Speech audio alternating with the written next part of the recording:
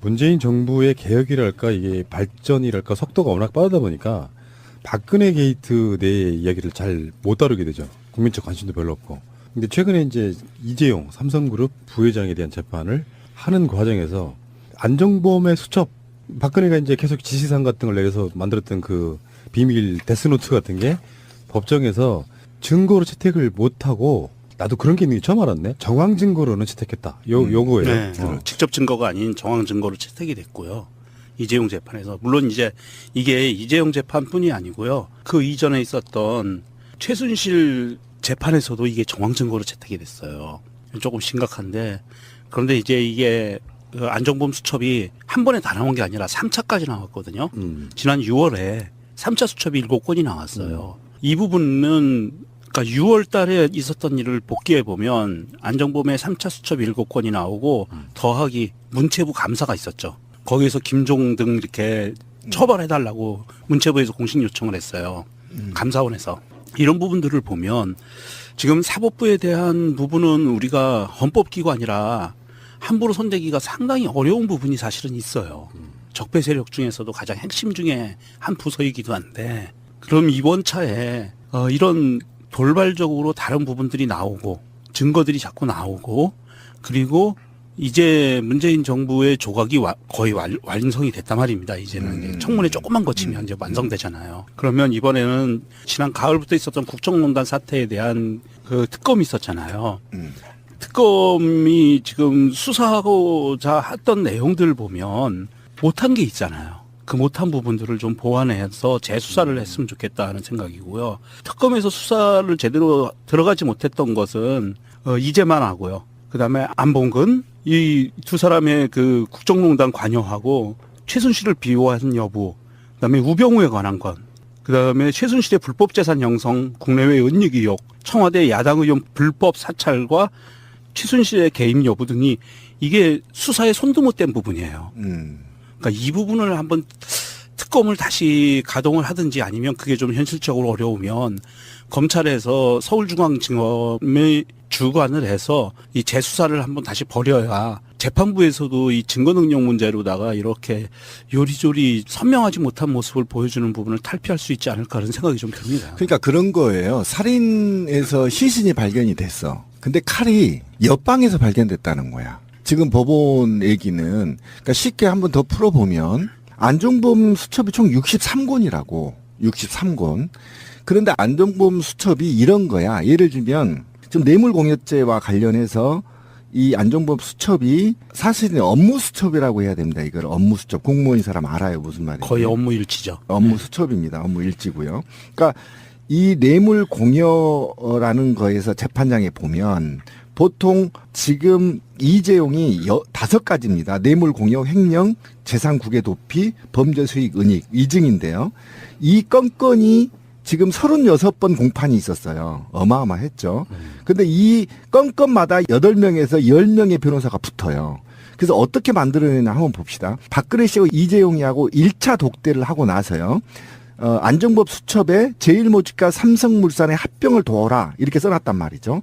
그런데 안종범이 이걸 어떻게 썼냐면요. 1차 독대하고 나서 나갔어. 이재용이 나가고 박근혜가 안종범을 불렀어. 그래서 지시한 걸 받아 적었단 말이야. 그런데 재판부가 뭐라고 하냐면 니네 독대할 때 배석하지도 않았어. 그다음에 녹음 파일도 없기 때문에 증거로 채택하기 어렵다 이렇게 얘기하는 겁니다. 그러면 제가 아까 살인 얘기 다시 얘기해보세요. 살인해놓고 살인 행위였던 칼, 무기가 죽은 시신 있는 옆에서 발견된 게 아니고 옆방에서 발견됐기 때문에 이건 살인죄가 아니다 이 얘기하고 똑같은 거야. 그래서 그 칼을 증거로 채택할 수 없다고 그러면 무죄 나와버려요. 결론적으로. 예, 법원에서는 이게 정황 증거라는 것을 판단을 할 때 이렇게 판단을 합니다. 지금 신비님이 말씀하신 것처럼 사람이 죽었는데 이게 이 칼로 이 사람이 찔렀으면 찔른 게 확실하고 범인이 소지하고 있다가 걸렸으면 이게 직접 증거인데. 그렇죠. 옆방에서 발견됐다고 지금 정황 증거라는 거예요. 예. 그런데 법원이나 검찰에서 증거 능력을 인정할 수 있는 부분을 집요하게 파고 들어가면 이게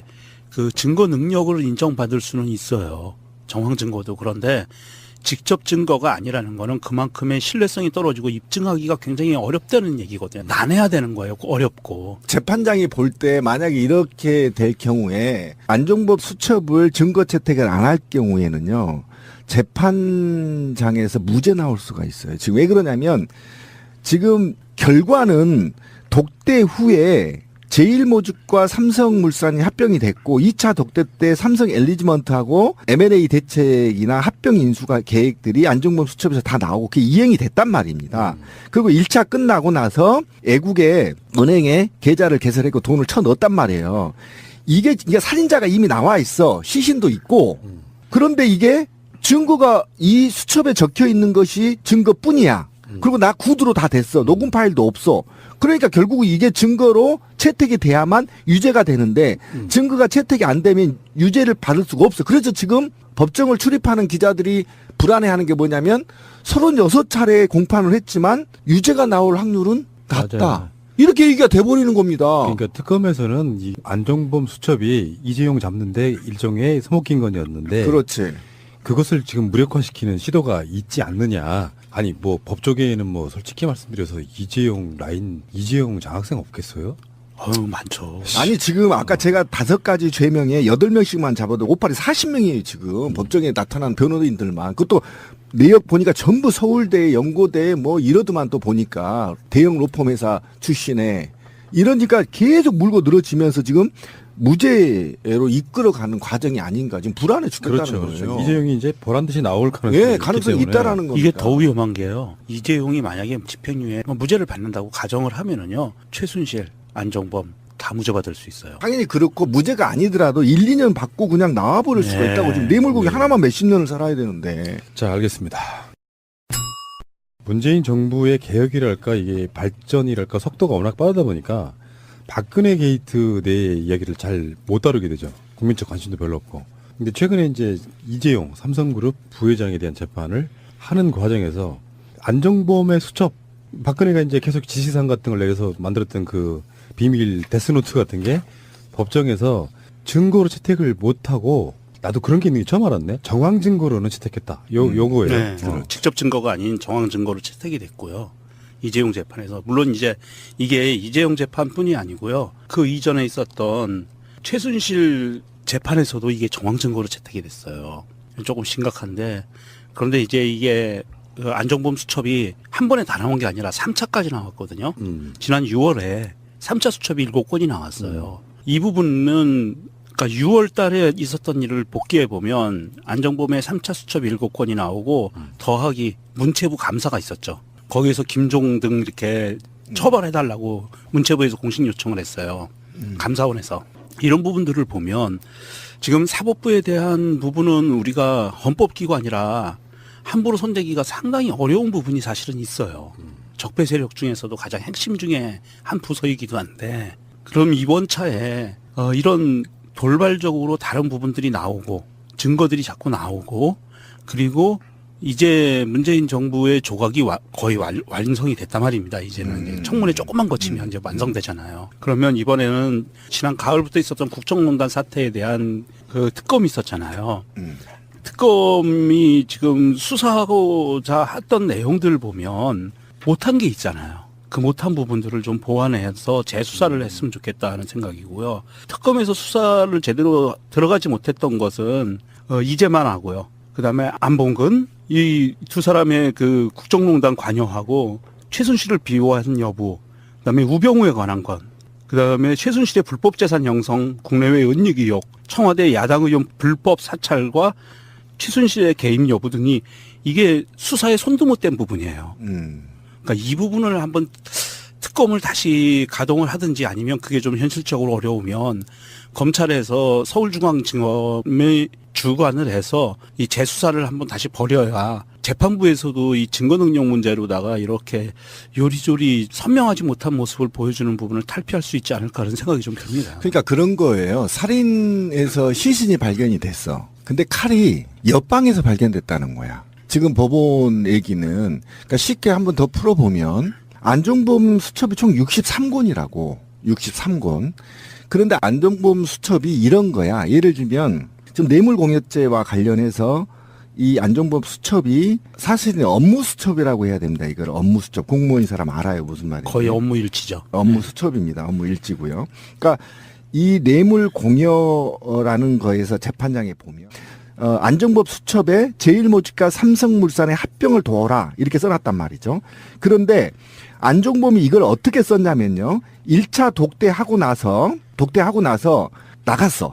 이재용이 나가고 박근혜가 안종범을 불렀어. 그래서 지시한 걸 받아 적었단 말이야. 그런데 재판부가 뭐라고 하냐면 니네 독대할 때 배석하지도 않았어. 그다음에 녹음 파일도 없기 때문에 증거로 채택하기 어렵다 이렇게 얘기하는 겁니다. 그러면 제가 아까 살인 얘기 다시 얘기해봅시다. 살인해놓고 살인 행위였던 칼, 무기가 죽은 시신 있는 옆에서 발견된 게 아니고 옆방에서 발견됐기 때문에 이건 살인죄가 아니다 이 얘기하고 똑같은 거야. 그래서 그 칼을 증거로 채택할 수 없다고 그러면 무죄 나와버려요. 결론적으로. 예, 법원에서는 이게 정황 증거라는 것을 판단을 할 때 이렇게 판단을 합니다. 지금 신비님이 말씀하신 것처럼 사람이 죽었는데 이게 이 칼로 이 사람이 찔렀으면 찔른 게 확실하고 범인이 소지하고 있다가 걸렸으면 이게 직접 증거인데 그렇죠. 옆방에서 발견됐다고 지금 정황 그러는 증거라는 거예요. 거예요. 예. 그런데 법원이나 검찰에서 증거 능력을 인정할 수 있는 부분을 집요하게 파고 들어가면 이게 그 증거 능력을 인정받을 수는 있어요.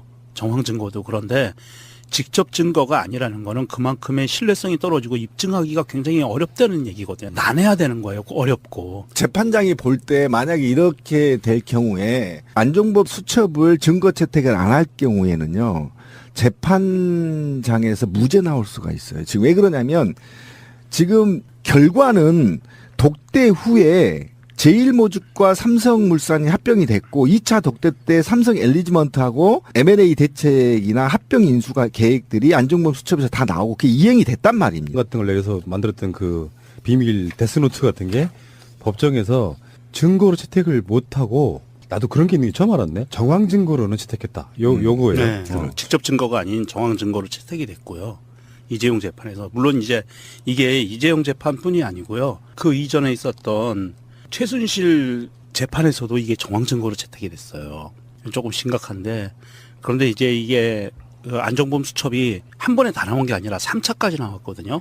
지난 6월에 3차 수첩이 7건이 나왔어요. 이 부분은 그러니까 6월 달에 있었던 일을 복기해 보면 안종범의 3차 수첩 7건이 나오고 더하기 문체부 감사가 있었죠. 거기에서 김종 등 이렇게 처벌해달라고 문체부에서 공식 요청을 했어요.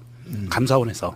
이런 부분들을 보면 지금 사법부에 대한 부분은 우리가 헌법기관이라 함부로 손대기가 상당히 어려운 부분이 사실은 있어요.